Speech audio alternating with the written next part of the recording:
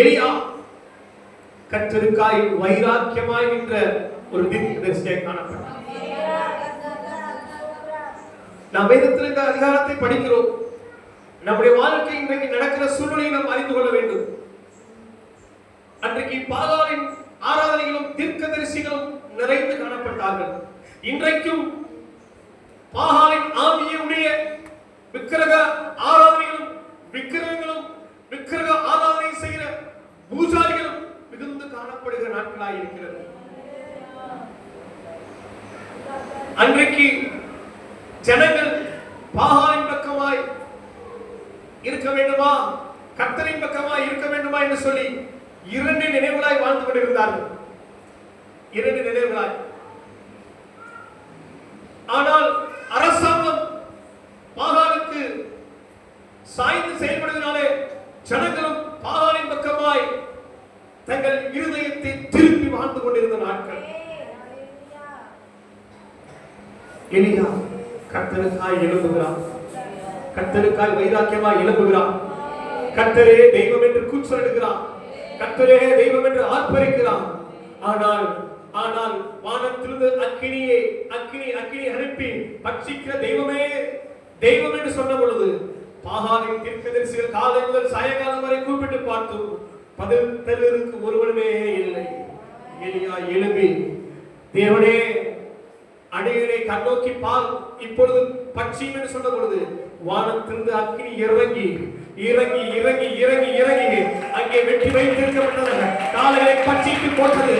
அப்பொழுது ஜனங்கள் எல்லாரும் கர்த்தரே தெய்வம், கர்த்தரே தெய்வம், கர்த்தரே தெய்வம், கர்த்தரே தெய்வம், கர்த்தரே தெய்வம் என்று ஆர்ப்பரித்தார்கள். கர்த்தரை ஆர்ப்பரிக்கிற ஜனங்கள் பெருகினார்கள். ஜனங்கள் எல்லாம் விக்கிரகத்தின் பின்னாடி ஓடிக்கொண்டிருக்கிறார்கள் என்று சொல்லி எலியா சோர்ந்து போகவில்லை. நிச்சயமாய் இந்த ஜனங்கள் ஒரு நாள் கர்த்தரே தெய்வம் என்று அறிவார்கள் என்று சொல்லி கர்த்தருக்காய் வைராக்கியமாய் எழும்பி ஊழியத்தில் நிலைத்து நின்றார். அதுபோல ஜனங்களுடைய இருதயத்தை கர்த்தர் பக்கமாய் திருப்பினார். அன்பு தேவ பிள்ளையே, நீங்கள் வாழ்கிற இடத்துல கர்த்தரை ஆராதிக்காத ஜனங்கள் மிகுந்திருக்கலாம். கர்த்தரை வெறுக்கிற ஜனங்களும் இருந்திருக்கலாம். நீங்கள் மாத்திரம் கர்த்தருக்காய் வைராக்கியமாய் இருக்க வேண்டிய சூழ்நிலை இருக்கலாம். வேலை செய்கிற இடத்துல, படிக்கின்ற இடத்துல நீங்கள் மாத்திரம் இயேசுவை ஆராதிக்கிற பிள்ளைகளாய் இருக்கலாம். ஆனாலும் நீங்கள் இயேசுவுக்காய் வைராக்கியமாய் இருக்கும் பொழுது, கர்த்தருக்காய் வைராக்கியமாய் இருக்கிற பொழுது கர்த்தர் உங்களுக்காக இறங்கி வந்து அற்புதங்களை செய்வார்.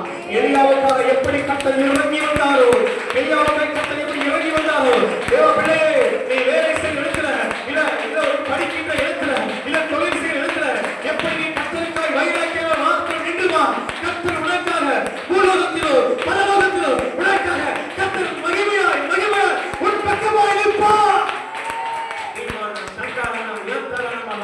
போராட்டங்கள் வரலாம், அவமானங்கள் வரலாம், நிந்தைகள் வரலாம், பொருள் இழப்புகள் வரலாம், பண இழப்புகள் வரலாம்.